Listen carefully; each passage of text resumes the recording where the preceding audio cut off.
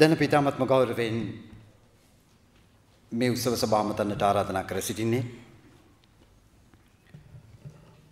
Hambantota district ජමියතුල් උලමා සංවිධානයේ සභාපති ලෙස කටයුතු කරන අෂේක් අර්කම් Noor ආමිත් තුමානන්ද. බිස්මිල්ලාහිර් රහ්මානිර් Rahim. Alhamdulillahi Rabbil Alameen, wassalatu wassalamu ala sayyidil mursalin wa khatamin nabiyyin wa ala alihi wa man tabi'ahum bi ihsan ila yawmiddin, amma ba'd. Assalamu alaikum wa rahmatullahi wa barakatuh. ගෞරවනීය ස්වාමීන් වහන්සේගෙන් අවසරයි. ඒකෙම ෆාදර් තුමන්ලා අපේ ජමියතුල් උලමායේ හදරත් Mubarak Hazrat Gen Saha Samidinagem Avassarai. I think I will just nutshell this issue for a few minutes. Brother Amin very clearly expressed the situation. Actually, the behind this film, and right through the history, there have been attacks when it comes to the personality of Rasul sallallahu alaihi wasallam in different angles. But specifically when it comes to his family life, the clarification of his family life, it was not presented to the community. And this movie or this film, it speaks about the negative part of the seerah or whatever it has been said as his life as a family. So I think in right around the world, it is the time where the human being should emphasize on family life, where people have gone away and walk away from family ethical living. Now it's, I think, appropriate time where a family life of sallallahu alaihi wasallam is being brought in, limelight, and it's been published, so people will start learning and reading about his family life, and I think inshallah through this we will have a positive and a good generation coming up. Specifically, we know about the world presently, the whole world is ethically, morally walking away from human basic natural qualities. And when it comes to the family life of sallallahu alaihi wasallam, you can see in his prime youth, in his prime young age, up to about 50 plus years, he was living with one wife. His entire family life, the concentration was it. After the prophethood, after the 11th years of prophethood, after his beloved wife, Khadija radiallahu anha passed away, then only at that moment, all the marriages, whatever took place in the history, all those other marriages, behind that there was a community benefit. It was done always not in order to, self-enjoyment or self-contentment. It was a benefit for the community. And it was always being done. And if you go and see and read in the story, and there was no circumstances, sallallahu alaihi wasallam, and went behind a proposal, proposal was presented to him. So my dear respected brothers and elders in Islam, in this situation, like our brother Amin very clearly explained, that we need to make use of this time in order to explain this situation. And one thing I want to tell to the, to the world, that sallallahu alaihi wasallam's name will be called till the day of Qiyamah. The azan will be called till the day of Qiyamah. In that, Ashhadu anna Muhammadar Rasulullah will be called every day, 5 times a day. And the day when his name is not going to be called, that means the world is going to be end. That means that is the last day of the world, the name when the adhan is not going to be called, when Allah's name is not going to be mentioned and followed by the name of sallallahu alaihi wasallam, then the world is come to end. So this is proven factor in the whole world. And people who sincerely have studied his history, studied his life, and they have always spoke positive about him. They have said it is a miracle, it's unbelievable to achieve such a high goal in this short period of time. So I actually, like Brother Amin clearly explains about the responsibility of media. Responsibility of media, this is what we are living in a double standard world. We all understand about it. We all know about it. It's a double standard world. So the intelligent and the people who love religion and people who love to have a good character within themselves and develop a good society will never do this type of thing. So I think this type of approach, when always attacks had been done, Sallallahu Alaihi Wasallam always was, concerned about not even hurting others' feeling. I will just, summarize my speech by just mentioning one incident.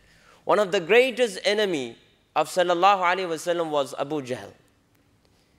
And whoever insulted Sallallahu Alaihi Wasallam in the history, whoever insulted Muhammad Sallallahu Alaihi Wasallam in history, Almighty Allah, the creator of this universe, have insulted them, and till the day of Qiyamah they will be insulted. Whoever was against the religion, they were given the hidayat and guidance, and they have rectified themselves. This point we have to keep in the mind. So whoever have done it, and definitely they will pay the price today, even if the courts of this world is not going to bring down, not going to take them and counter for whatever they have done, but we know the court of Allah will give the answer, will give the, proper justice for that. And secondly, this greatest enemy, Abu Jahl, he hurt Sallallahu Alaihi Wasallam in many different ways. But his own beloved son, Ikrimah radiallahu anh, after the victory of Fatah Makkah, after the victory of Makkah, when he was embracing Islam and coming to Medina, when he was traveling towards Medina, what a beautiful example and what a beautiful advice he gave to these Sahabas, his companions. What did he say? He said, "Oh, my beloved Sahabas, oh, my beloved companions, Abu Jahl's son Ikrimah is, approaching us. Do not speak ill about his father." Even Sallallahu Alaihi Wasallam never spoke ill about the enemy. And it was proven he was the greatest enemy. But he never spoke ill about the enemy. And he said, in the end he said, don't speak bad about his father because it will hurt Ikrimah radiallahu anh. So such a, masterpiece, a beloved Sallallahu Alaihi Wasallam's personality has been attacked in such a bad way. We as Muslims, we cannot bear it because we love Sallallahu Alaihi Wasallam more than ourselves. We sacrifice everything for Sallallahu Alaihi Wasallam. So it's very difficult to accept this, but how do we react in this situation? That is something very important. And I know in all of the world this has happened. So we are not for all those violence which is taking as Islam we condemn. What took place in Libya, assassinating the American ambassador in Libya, we as Muslims, we're against it. We as Muslims, we don't approve that, and Islam doesn't approve that. But this is the emotion. You're playing with the emotions of the people. There are a lot of ignorant people who are unable to control themselves. So in this situation, we must always consult the knowledgeable people and try to organize this type of gathering and give clarification to the people so we can live in harmony, we can understand each other, we can respect each other. So may Almighty Allah subhanahu wa ta'ala give us, especially this country, we have done our job. So let us take this as a good lesson for us to work our coexistence between us. So may Almighty Allah subhanahu wa ta'ala give us the understanding and increase the love towards Sallallahu Alaihi Wasallam, and Almighty Allah will give us the victory in this world as well as in hereafter. Wa akhir da'wana alhamdulillahi rabbil alameen. Wassalamu alaikum wa rahmatullahi wa barakatuh. ඉතාමත්ම ගෞරවයෙන් සිහිපත් කරන්නට ඕනේ පිළිගැනීමේ කතාවේදී අමීන් මහතා කියූ සේම බොහෝ අවස්ථාවන් වලදී මුස්ලිම් ජනතාව වෙනුවෙන් ඔවුන්ගේ ආගම ධර්මයේ පිළිබඳව මන අවබෝධයකින් යුතුව හඬක් නගන්නට අපිට සමග එකතු වන ඉතාමත්ම සහෘද ගෞරවයට මුස්ලිම්වරුන්ගේ පාත්‍ර වූ ගරුතර ස්වාමීන් වහන්සේටයි අපි දැන් ආරාධනා කරන්නට සූදානම් වන්නේ. සබරගම විශ්වවිද්‍යාලයේ කුලපති මහාචාර්ය පූජ්‍ය කඹුරුගමුවේ වජිරනායක හිමිපාණන් වහන්සේටයි මේ ගෞරවනීය ආරාධනය ඔබ මතන්නට අවසරයි ගරුතර ස්වාමීන් වහන්සේ. මා සංඝයාවන්ත පියතුමනි මෞලි වරුනි මහත්තුනි මයිතාම සන්තෝෂ වෙනවා අද මේ සන්ධ්‍යා යාමේ සංවිධාන රාශියක එකමුතුවෙන් අද මේ ස්ථානයේ පවත්වන මේ රැස්වීමට සහභාගී වෙන්න ලැබීම ගැන මුළු මහත් මුස්ලිම් ලෝකයේම සංවේදී බවට නැත්නම් කලමිලි ස්වභාවයකට වේදනාවකට පත් වෙලා ඉන්න අවස්ථාවකයි අපි මේ එකතුව කතා කරන්නේ. අපිට මුස්ලිම් හදවත්වල ඇති වෙලා තියෙන දුක වේදනාව අපිට හොඳට දැනෙනවා. මොකද අපි ආගමික නායක. අපේ ආගමික නායකයා බුදුරජාණන් වහන්සේ පිළිබඳව අපේ තුල තියෙන ගෞරවය, භක්තිය, විශ්වාසය යම්සේද නබි නායක කියන ඒ උතුමාණන් පිළිබඳව ඔබ හදවත් තුල තියෙන හැඟීම, දැනීම, කැක්කුම කොච්චරද කියලා අපිට හොඳට දැනෙනවා. එනිසා ප්‍රථමයෙන්ම මේ මුස්ලිම් ලෝකේ ජනතාවගේ හදවත් වලට ඇතිවෙච්ච මේ වේදනාව, දුක පිළිබඳව අපේ බලවත් සංවේගය මේ අවස්ථාවේදී ප්‍රථමයෙන්ම සිහිපත් කරන්නට කැමතියි. මේ ලෝකේ හැම ආගමික නායකයෙක්ම විමුක්තිය සුදසා පොදු ජනතාවගේ අහිංසක දුගී දුප්පත් ජනතාවගේ විමුක්තිය සඳහා ජීවිත කැප කළ උතුමෝ. බුදුරජාණන් වහන්සේගේ ජීවිතය අරගෙන බැලුවත් උන්වහන්සේ මුලපටන් අග දක්වාම මේ රටේ අසාධාරණයට කැප වෙච්ච, යොමු වෙච්ච, පීඩනයට පත් වෙච්ච ජනතාව වෙනුවෙන් තමයි උන්වහන්සේ ක්‍රියා කළේ. උන්වහන්සේගේ දර්ශනය, උන්වහන්සේගේ දේශනය, උන්වහන්සේගේ කැපවීම සිද්ධ කළ තියෙන්නේ ඒ ජනතා විමුක්තිය උදෙසා. එහෙම නැතුව තමන් සතු සැප සම්පත් සියල්ල අත්හැරලා දාලා, රජ සතු සැප අත්හැරලා දාලා පොදු ජනතාව අතරට පත් වෙලා ජනතාවගේ විමුක්තිය වෙනුවෙන් තමයි එදා බුදුරජාණන් වහන්සේ ක්‍රියා කළේ. ක්‍රිස්තුස් වහන්සේ ගැන බලන්න. ක්‍රිස්තුස් වහන්සේ ජීවිතේ පුද කරන්නේ කා වෙනුවෙන්ද? අසාධාරණයට විරුද්ධව. එදා බලගත්තු බලකාමීන් දුගේ දුප්පත් ජනතාව පෙළඹෙමින් සිටින අවස්ථාවක ඒ අහිංසක ජනතාව වෙනුවෙන් කතා කළේ කවුද? ක්‍රිස්තුස් වහන්සේ. වහන්සේට ඕන කළේ ඒ අසාධාරණයට ලක් වෙලා ඉන්න දුගී දුප්පත් ජනතාවට සාධාරණයට උදාහරණ ඔවුන්ටත් මිනිස් අයිතිවාසිකම් ලබා දෙන්න, මිනිසුන් හැටියට දෙපයින් නැගී හිටින්න අවස්ථාවක් සලසා දෙන්න. වහන්සේ යන මඟ දැකපු ඒ බලගත්ු ධනපති බලකාමී කලේ මොකද්ද? එතුමා විනාශ කිරීම සඳහා කුමන්ත්‍රණය කිරීම. ඔවුන්ගේ ගසාකෑම, සූරාකෑම සදාකාලිකව පවත්වාගෙන යාමට අවස්ථාව නොවන බව කල්පනා කළෙන් ඒකට විරුද්ධ බලවේගයක් ගොඩනගෙනවා දැනිච්ච සැනකින් ඔවුන් කළේ මොකද්ද? ඒ ශ්‍රේෂ්ඨ නායකයා, ඒ ශ්‍රේෂ්ඨ උතුමා, ඒ ශාස්ත්‍රවරයා ඝාතනය කරන්න. මේ මිනිස් ලෝකේ, මනුෂ්‍ය ලෝකේ තාම සංවේග ජනක අන්දමට ඒ ශ්‍රේෂ්ඨ නායකයාට කරපු හිරියරය, පීඩාව, මරණය පත්වපු ආකාරය අදත් අපිට මහා වේදනා සහගත තත්ත්වයකින් අපි සිහිපත් කරන්නේ. මේ ලෝකයේ ස්වභාවය තේරුම් ගන්න. මොහබ්බත් නබි නායකතුමා මම හිතන්නේ මේ ප්‍රථමයෙන් මතක් කරන්න මේ පුංචි පොත. මේ පුංචි පොත පාතටපත් වීම ගැන මම හරි සන්තෝෂ වෙනවා. ආරාධනා කරනවා මේ පුංචි පොත සිංහලටත් පරිවර්තනය කළා ජනතාව අතරටපත් කරන්න. මොකද්ද මුස්ලිම් සංස්කෘතිය? මොකද්ද මොහබ්බත් නබි නායකතුමාගේ අධිෂ්ඨානය, දර්ශනය, කැපවීම? එතුමා මේ ලෝකයට පහළ වුණේ කුමක් සඳහාද? මේ ලෝකයේ දුකී දුප්පත් ජනතාවගේ විමුක්තිය වෙනුවෙන් එතුමා ක්‍රියා කළේ කොහොමද? මේ ශ්‍රේෂ්ඨ නායකයා මොනතරම් අද කෝටි සංඛ්‍යාත ජනතාවගේ සදාදරණීය නායකයෙක් බවට පත් වෙලා ඉන්නේ.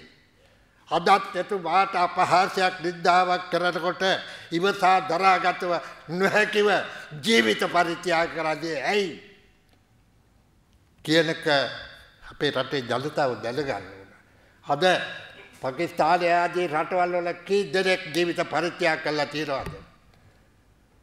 එතුමාට කළ මේ අපහාසයේ විඳ දරා ගන්නට බැරුව මුළු මහත් මුස්ලිම් ලෝකයේම කලබිලා අද මහපාරට බහලා මේ ක්‍රියා කරන්නේ මේ ශ්‍රේෂ්ඨ නායකයාගේ තිබිච්ච උදාර සංකල්ප. ඒ සංකල්ප වලට එතුමාගේ චරිතයට කරන නිගාව ඉවසා දරා ගන්නට බැරුව.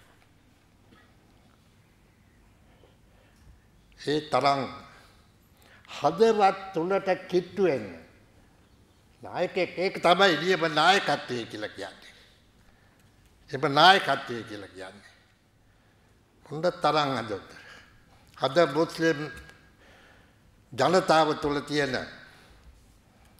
මේ විමුක්තිකාමී හැඟීම් පමණක් නෙමෙයි අද දියුණුව ආගමික ශික්ෂණය මම හිතනවා කිසිම ආගමක නොමැති තත්ත්වයට ආගම අදහන්න ආගම ඇදහිීම පිළිබඳව ලබා දී තියෙන ආදර්ශය දවසකට කීපවරක් මොන රාජකාරී තුනත් මොන වැඩ තිබුණත් අපේ බෞද්ධ ආගම බෞද්ධ සමාජයවත් නෑ ඒ ලක්ෂණේ.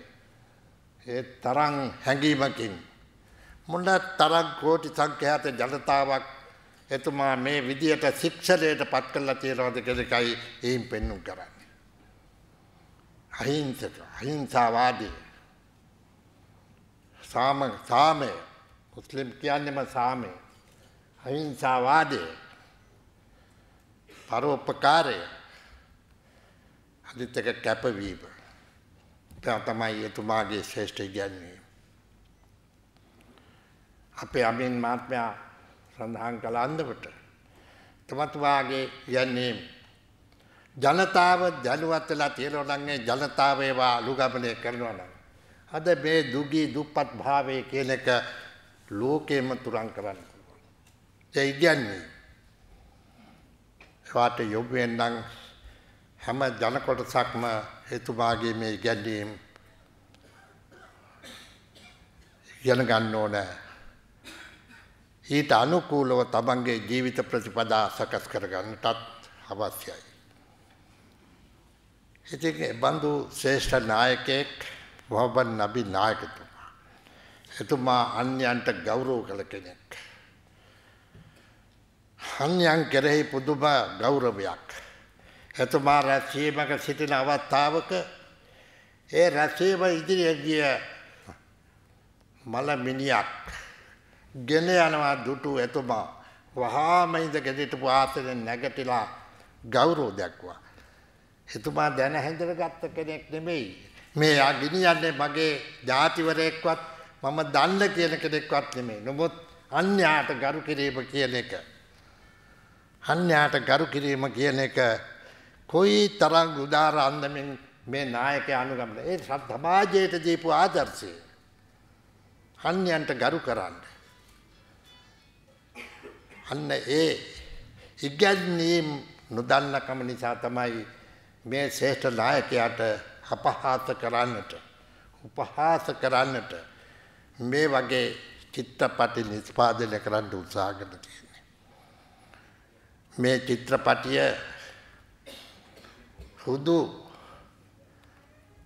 නබි නායකතුමාට කරන අපහාසයක් පමණක් නෙමෙයි. මේක මුළු මහත් මුස්ලිම් ලෝකයටම කරන අභියෝගයක්. රටේටයි මම දකින්නේ. අද අධිරාජ්‍යවාදී බලවේග හොඳට තේරුම් ගන්න ඕන කරුණ තමයි මේ අපි කවුරුත් බොහෝ දෙනාට වැටහිලා නැති කරුණක් මේකයි මුස්ලිම් ලෝකයට.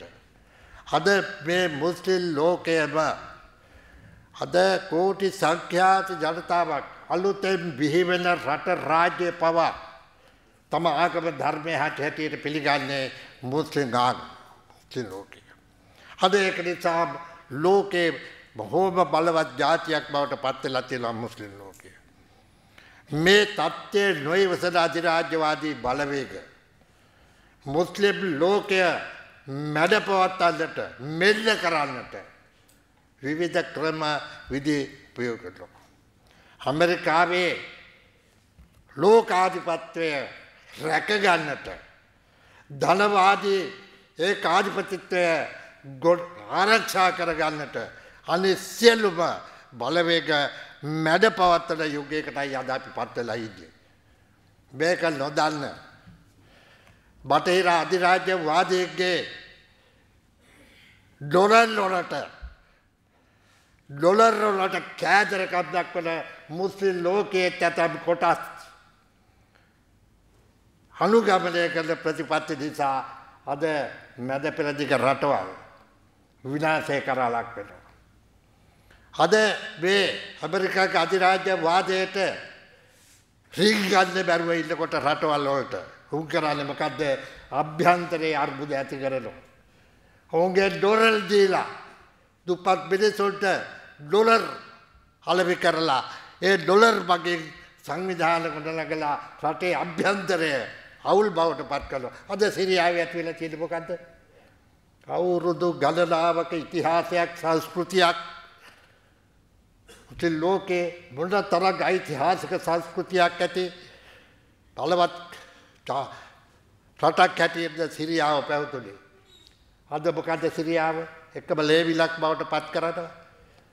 මොකද වෙන රටවල් වලින් ගිහිලා ගහලාද මේ කරන්නේ නෑ. අභ්‍යන්තර අවුල් ඩොලර් වලට එක කල්නායමක් ඒ ඩොලර් වලට අබ්බැහි වෙච්ච මුස්ලිම් ජාතිකයින්ට තේරිලා නෑ.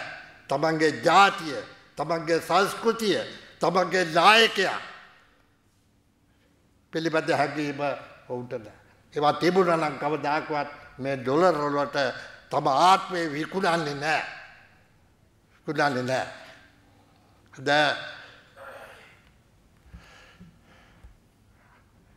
මුස්ලිම් ලෝකේ ප්‍රබල රාජ්‍යයන් ගණනාවක් අද වැටිලා තියෙන්නේ මේකයි.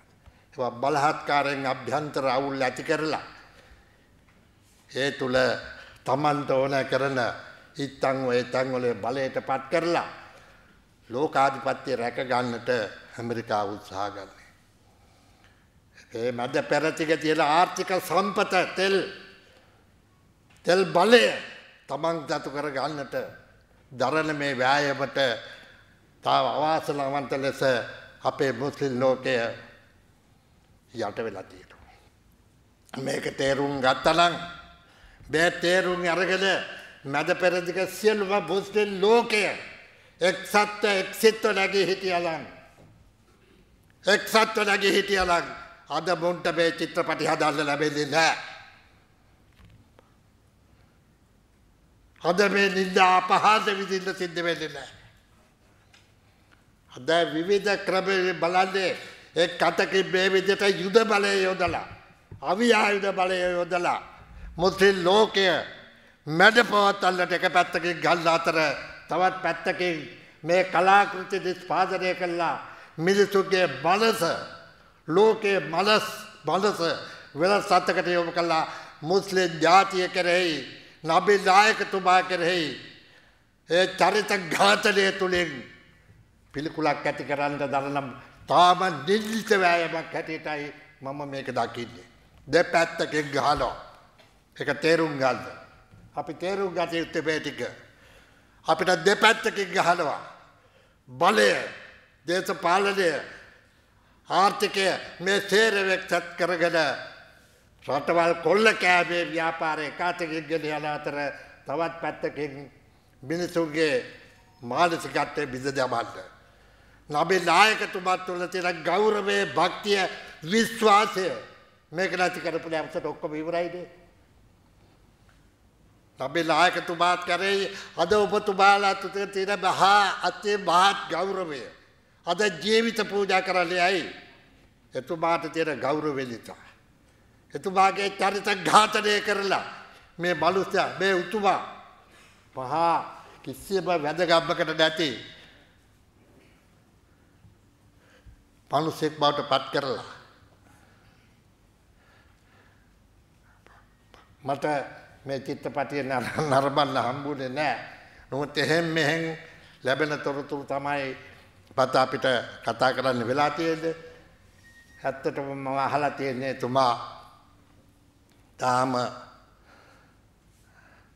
තාම මේක නරඹපු අය කියන්නේ තාම දුක තුමාගේ චරිතය ගැන අපි අහලා කියලා අපි දකින්න දර්ශනය මත දකිනකොට මහා අනාත්මයි බොහොම පිළිකුල් සාගත චරිතයක් මවාපාන්න තමයි මේගොල්ලෝ උත්සාහ කරලා තියෙන්නේ. මේ මොකක්ද නෙමෙයි. මේක තේරුම් ගන්න ඕන අපි මේ මුස්ලිම් ලෝකයට එරෙහිව යන බලගතු ව්‍යාපාරයක් විනාශ කරන්න. ඉතින් මේක තේරුම් ගන්න නිසා අපි කවර හෝ ආගමකට නින්දා අපහාස කිරීම වැරදි ක්‍රියාවක්. හැම ආගමකටම. අද මුස්ලිම් ලෝකයේ අතිමහත් ගෞරවයට පත් ලැබෙන නායකතුමා මේ විදියට නින්දාවට අපහාසයට ලක් කරන්න වගේම හෙට බුදුහාමුදුරුවෝ නින්දාවට අපහාසයට ලක් කරන්න පුළුවන්. ඒවයි යම් ලක්ෂණ අපි දැක්ක පසුගිය තාලවලම උන්වහන්සේගේ රූපය යම් යට ඇඳුම් වලට පවා මාපාලා අපහාසයට ලක් කරන්න ක්‍රියා කරපු ආකාරය. ඒ වෙලාවේ බෞද්ධ ලෝකයේ කලබිලා ඒකට විරෝධය පළ කළා. අපිත් විරෝධය පළ කළා. ඇෆ්ගනිස්තානයේ බාමියන් වල පැවතිච්ච ලෝක උරුමයක් ලෙස සලකපු බුද්ධ ප්‍රතිමා අන්තවාදී මුස්ලිම් කල්දායමක් විනාශ කරන අවස්ථාවේදී අපේ හදවත් වලටත් ඇති වුණේ ඒ වගේ වේදනාවක්. අපි ඒ වෙලාවෙත් බෞද්ධ ලෝකයේ ඒ පිළිබඳ විරෝධය පළ කළා. ඔය හැම ආගමකම හැම ජාතියකම ඔය විදිහ අන්තවාදී කොටස් ඉන්නවා. ඒ කොටස් විවිධ දේ කරනවා. ඉතින් එකක්වත් අපි අනුමත කරන්නේ නැහැ. සියලුම ආගමික නායකයන් ආගමික ශාස්ත්‍රවරුන්ගේ ගෞරවය ආරක්ෂා කරන්න ඕන. මේ ලෝකයේ සාමය සමාදානය සංහිඳියාව පවතින්නේ මේ ආගමික නායකයන් ලෝකයට ලබා දීපු දර්ශනය මත ඉගැන්වීම මත. අද ලෝකයේ තියෙන මේ මහා බලගත් රාජ්‍යයන්ගේ පරමාණු බෝම්බ වලින්වත් ජලකර වලින්වත් අවි ආයුධ වලින්වත් බලකාමයක්වත් නෙමෙයි ලෝක සාමය අද පවතින්නේ මේ ශාස්ත්‍රවරු මේ ලෝකයට දීපු පණිවිඩය මත ඇතිකරත ශික්ෂණය නිසා. අද ලෝක සාමය පවත්වාගෙන යන්නේ. ඒ නිසා මේ ලෝක සාමය උදා කළ මේ උදාර ශාස්ත්‍රවරුන්ගේ ගෞරවය ආරක්ෂා කළ යුතුයි. අනාගත ලෝකයේ සදා අනාගත ලෝකයේ සාමය සමාදානය සංහිඳියාව සඳහා මේ ආගමික නායකයන්ගේ ඉගැන්වීම් හා උන්වහන්සේලාගේ චරිත ආරක්ෂා කළ යුතුයි. ඒකට එරෙහිව කවර හෝ රට කවර අන්දමේ ක්‍රියාවක් කළොත් ඒකට අපි එරෙහිව අපේ විරෝධය පළ කළ යුතුයි. ඇමරිකා එක්සත් ජනපදයේ තුල නිෂ්පාදනය වෙලා තියෙන මේ චිත්‍රපටිය කලාව කියන එක මිනිසුන්ට අපහාස නින්දා කරන්න නෙමෙයි කලාව බිහි වුණේ.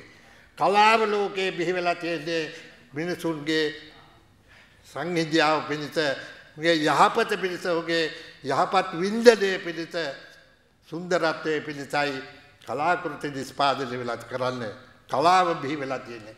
ඒ කලාව වැරදි බකට යොමු කළා ඕනෝට නින්දා අපහාස කරන්න හේතුවලා ඒක කලාවටත් මහා ලොකු නින්දාවක් කියන එක සඳහන් කරන්නට ඕන. ඒ නිසා මේ චිත්‍රපටිය පිළිබඳව අද මුළු මහත් ලෝකයේම දක්වන විරෝධයට අපි එක් විය යුතුයි. හැබැයි එකක් අපි සිහිපත් කරගත යුතුයි. කවර විරෝධයක් පළ කළත් ඒක සාමකාමී විරෝධයක් විය යුතුයි. අපි සාමය ගරු කරන උදවිය. අපි සාමය මේ කියන්නේ අති ධාවනකාරී තත්ත්වයෙන් මේ විරෝධ පළ කරන්න යාමෙන් නැති වෙන ජීවිතවලට වන්දි කෙවන්න කෙනෙක් නැහැ. ඒක නිසා මේ විරෝධයන් දැක්වීමේදී ප්‍රවේශක් විය යුතුයි. ප්‍රවේශක් විය යුතුයි. අප රට ආරක්ෂා කරගත යුතුයි. ඒ ජනතාව ආරක්ෂා කර යුතුයි. අපේ දේපල සියල්ල ආරක්ෂා කරගත යුතුයි. රටේ සාමය සමාදානය ආරක්ෂා කරගත යුතුයි. ඒ මත ඉඳගෙන තමයි මේ විරෝධය පළ කළ යුත්තේ තිබෙන්නේ. ඒ නිසා මේ රැස්වීම අපි දකින්නේ මේ අවබෝධයේ පිණිස දැනුවත් කිරීම පිණිස.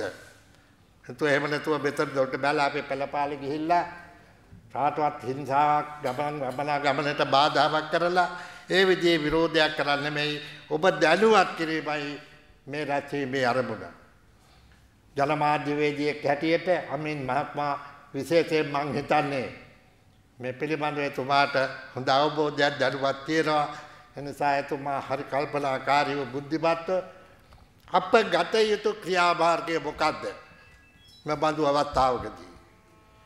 ඒ ගත යුතු ක්‍රියාමාර්ගය තමයි මේ පිළිබඳ නිවැරදි අවබෝධයක් අපි ඇති කරගන්න එක. මේ චිත්‍රපටිය පමණක් නෙමෙයි මම කියන්නේ. ඒකයි මම කිව්වේ අද ලෝකේ පුරා උදා වී පවතින මේ තත්ත්වය, මේ දේශපාලන වාතාවරණය, මේ පරිසරය, ලෝකාධිපත්‍යයේ පිළිබඳ ඇති වෙලා තියෙන මේ උණුසුම අපි තේරුම් ගන්න ඕන. ඒ මත තමයි මේ සියලු දේ සිද්ධ වෙන්නේ. එනිසා කල යුතු ඇත්තේ මුස්ලිම් ලෝකයේ එක්සත් විය යුතුයි. මම දකින විදියට මොනවාත් මුස්ලිම් ලෝකය එක්සත් විය යුතුයි. එක අරමුණකට යුතුයි. අපේ ආගම අපේ ජාතිය රැක ගන්න ඕනයි කියන එක හදින් මුළු මහත් මුස්ලිම් ලෝකයේම ඒකමතිකව හිතන්න යුගයේ උදා වෙලා තියෙනවා. Tamante එරෙහිව මේ අභියෝගය හරියට තේරුම් ගත්තේ නැත්නම් ඒ අභියෝගයේ තේරුම් අරගෙන එක්සත් නුනොත් විනාශය හතලගයි කියන එක අපි හිතන්න වෙනවා. අනේ ටිකයි අපි දැනුවත් වුණා. ඒක නිසා අපි හරි ප්‍රවේශයෙන් මේ විරෝධතා ඉදිරිපත් කළ යුතුයි. අපට අපේ රට පසුගිය කාලය තුල අපහසුතාවයකට පත් වෙච්ච අධිරාජ්‍යවාදී බලවේග අපිට එරෙහි වෙන අවස්ථාවේදී මුස්ලිම් ලෝකයේ තමයි අපිට උදව් කළේ. අපේ ආරක්ෂාව පිණිස හිටියේ. අපට සහායට හිටියේ. අපේ හිතවතුන්ගේ හැටියට ක්‍රියා කළේ මුස්ලිම් රටවල් කියන එක අපි කවදාකවත් අමතක කරන්නේ නැහැ. ඒ තරම් අපේ රටට මුස්ලිම් ලෝකයේ ආදරෙයි. ඒ වගේම අද පවතින මහින්ද රාජපක්ෂ රජය මුස්ලිම් ලෝකයේ පිළිබඳ ශාල විශ්වාසයක් පළ කරලා ක්‍රියා කරන්නේ. මේ රටේ මොහොමඩ් නබී නායකතුමා උපන්දිනයේ නිවාඩු දිනයක් බවට පත් කරලා අපි එතුමාට ගෞරවය දක්වලා තියෙනවා. වගේම මේ රටේ මුස්ලිම් ජනතාවගේ ඉදිරි ගමනට අවශ්‍ය හැම සහයෝගයක්ම මේ රජය ලබා දෙනවා. එනිසා මහින්ද රාජපක්ෂ යුගයේ මේ මුස්ලිම් ප්‍රජාව පිළිබඳව මේ රටේ නව යුගයක් ඇති කර කාල පරිච්ඡේදයක්. ඒක නිසා අපි මේ රජයත් ආරක්ෂා කරගෙන මේ රජයේ යන ඉදිරි ගමනට ශක්තිය ලබා දෙමින් මේ රජයට අපහසුතාවයක් එල්ලව නොවන අන්දමින් මේ විරෝධතා ගෙන යමින් ක්‍රියා කර යුතුයි. මොකද අපි මොනවාරි අතිධාවනකාරී අන්දමින් ක්‍රියා කරලා දේපල විනාශ වුණොත් මොනවාරි දෙයක් වුණොත් තමන්ගේ ජීවිතවලට හානියක් වෙනවා. වගේම රටට සමාජයට සාමයටත් බරපතල තර්ජනයක් එල්ල වෙනවා. ඉතින් මේ කරුණ ටිකත් අපි තේරුම් ගන්න එක අමින් මහත්තයා මං හිතන්නේ වැදගත් වෙනවා නේද? මේක අපි මේ අවබෝධය තමයි දැනගන්න ඕනේ. අපි මේ විරෝධය පළ කරනවත් එක්කම මේ අවබෝධයත් ඇතුව කටයුතු කිරීම තාමත් වැදගත් වෙනවා. ඒ නිසා මේට වඩා මං හිතන්නේ එතුමා දැන් බොහොම පැහැදිලි මේ මෞලවිතුමා මම ලස්සන කතාවක් කළා. මං හිතන්නේ මේ දැනුවත් වීම පිළිබඳ බොහොම වැදගත්. ඒ කතාවත් පෑමින් මාත්පයත් පුලින් බොහොම වැදගත්. ඒ පේනවානේ අපේ සිංහල පුවත්පත් පවා කොච්චර මධ්‍යස්ථව මේ ප්‍රශ්න දිහා බලනවාද? කොච්චර සාධාරණව මේ ප්‍රශ්න දිහා බලනවාද? ඒ විරෝධය කොච්චර ලස්සනට ඉදිරිපත් කරනවාද? එනිසා මුළුමහත් ජාති ආගම් ભેදයකින් තොරව මුස්ලිම් ප්‍රජාවට ඇතිවෙච්ච මේ දුක් වේදනා සහගත අවස්ථාවේදී අපි එකට ඉන්නවා කියන එක මේ සෑම දෙයකින් වෙන්න. අපි එකට ඉන්නවා. මම මේ කතා කරන්නේ සබරගම විශ්වවිද්‍යාලයේ කුලපති වශයෙන් නෙමෙයි. මම කතා කරන්නේ ජාතික සමගිය සහ ආගමික සමගිය පිළිබඳ අන්තර් ආගමික සංවිධානයේ සභාපතිවරයා හැටියට. මම හැම විටම මේ රටේ ජාතික සමගියත් ආගමික සමගිය උදෙසාත් මගේ කාලය කැප කරලා ක්‍රියා කරපු එක්කෙනෙක්. මම කිසිම ආගමකට කිසිම ජාතියකට යම්කිසි කරදරයක් හිරියාරයක් පීඩාවක් වෙනවා නම් මම ඒක හැම විටම ඒ යුක්ති සහගතව මම ඒ හැම අවස්ථාවකදීම බලලා තියෙන්නේ. ඒ නිසා මේ රටේ ද්‍රවිඩ ජනතාවට හෝ වේවා මුස්ලිම් ජනතාවට හෝ වේවා සිංහල ජනතාවට හෝ වේවා කිසිදු අසාධාරණයක් වෙනවා දකින්න මම කැමති නැහැ. මම කැමති අතීතයේ පටන් මේ රටේ අපි එක්කම සහෝදරත්වයෙන් යුතුව ජීවත් වෙලා තියෙනවා. මේ රට අද මේ තත්ත්වයට දියුණු වෙලා ගමන් කරලා තියෙන්නේ මේ සිංහල වැඩි ප්‍රජාවක් ඉන්න වැඩි ජනතාවක් ඉන්න සිංහල ජනතාවගේම ශක්තිය මත නෙමෙයි. මේ සියලුම දියුණුවේ කොටස්කාරයෝ මේ රටේ මුස්ලිම් ජනතාව මෙම ද්‍රවිඩ ජනතාවයි කියන එක මම පිළිගන්නවා. ඔවුන්ගේ දහඩිය කඳුළු මේ රට වෙනුවෙන් හෙළලා තියෙනවා. මේ රට වෙනුවෙන් මේ රටේ ඉදිරි ගමන වෙනුවෙන් මේ හැම ජාතියක්ම හැම ආගමක්ම තමන්ගේ ලේ කඳුළු හලා තියෙනවා. සාවුන් සියලු දෙනාගේ කෙරෙහිම අප තුළ තියෙන එක හා සමාන ගෞරවයක් සැලකිල්ලක්. එනිසා අපි ජාතික සමගියත් ආගමික සමගියත් ගොඩනගා ගන්න ඕන. ඒ තුළින් තමයි අපිට සංවර්ධනය කරා ගමන් කරන්න පුළුවන් වෙන්නේ. ඒ සඳහා හොඳ දේශපාලන වාතාවරණයක් අද මේ රටේ පවතිනවා. ඒ දේශපාලන වාතාවරණය තුළ අපි එක්සත් එක් සිත්ව කටයුතු කරමින් දුක වේදනා සැප බෙදා හදා ගනිමින් කටයුතු කරන්න පුළුවන් නම් ඒක තමයි නබේ නායකතුමාට දක්වන උදාාරතම ගෞරවය. ඔබ හැම දෙනාටම වාසනාවන්ත අනාගතයක් උදා වේවා කියන ප්‍රාර්ථනාවෙන් මගේ අනුශාසනය අවසන් කරනවා.